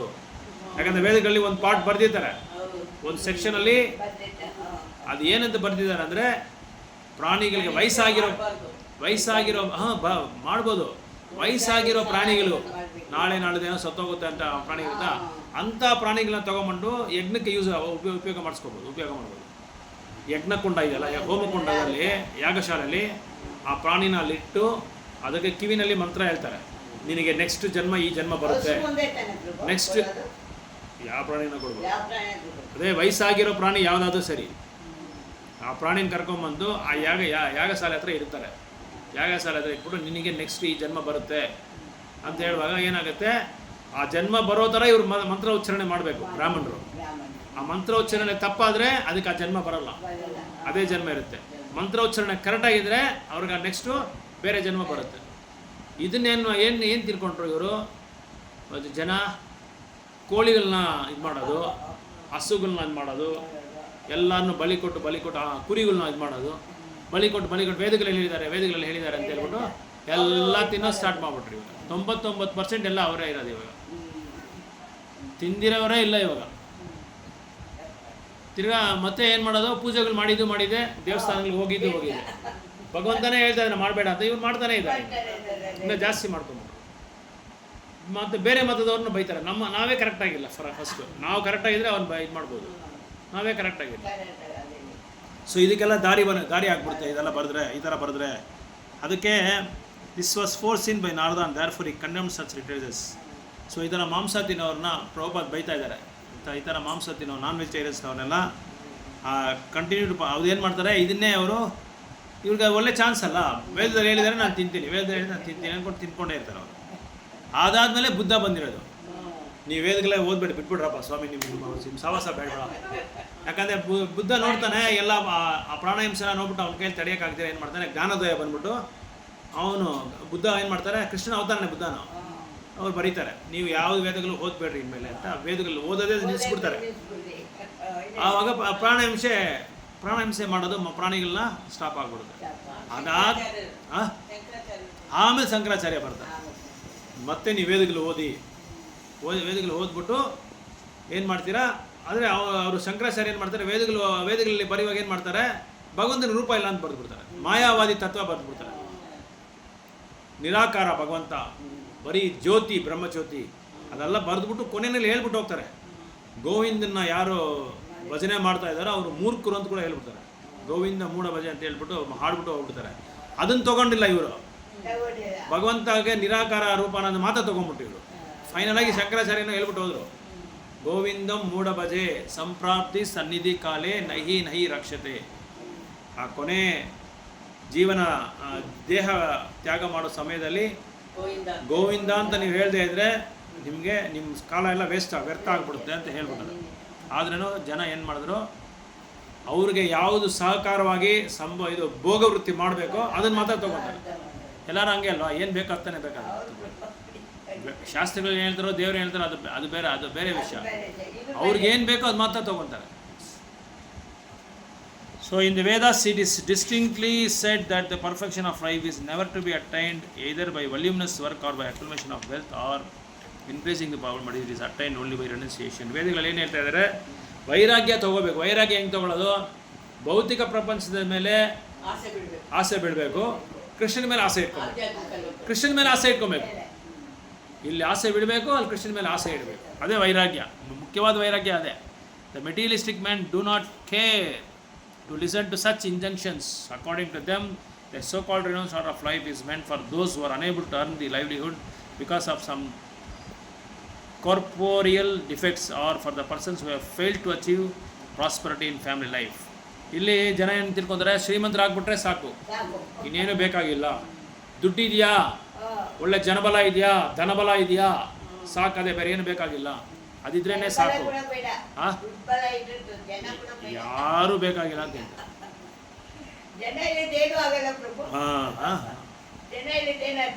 ಭಗವಂತ ನಮ್ಮ ಹತ್ರ ಇದ್ರೆ ಜನ ಇದ್ದಂಗೆ. ಭಗವಂತ ನಮ್ಮ ಜೊತೆ ಇದ್ರೆ ಭಗವಂತ ಕಳಿಸ್ತಾನೆ ಜನನ, ನಮ್ಗೆ ಬೇಕಾದ್ರೆ ಕಳಿಸ್ತಾನೆ. ಅದು ಭಗವಂತನ ಸಂಬಂಧವಾಗೇ ಇರಬೇಕು. ನಮಗೋಸ್ಕರ ಜನನ ಕರ್ಕೋಬಾರ್ದು, ಭಗವಂತನ ಸಂಬಂಧವಾಗಿದ್ರೆ ಜನ ಕಳಿಸ್ತಾನೆ. ಅವನು ಸೇವೆ ಮಾಡ್ತಾ ಇದ್ರೆ ಭಗವಂತ ಕಳಿಸ್ತಾನೆ. ಅವನ ಸೇವೆನಲ್ಲಿ ನಾವು ಇದ್ರೆ ಭಗವಂತ ನಮ್ಗೆ ಯಾರು ಬೇಗ ಅವ್ನು ಕಳಿಸ್ತಾರೆ ಅಷ್ಟೇ.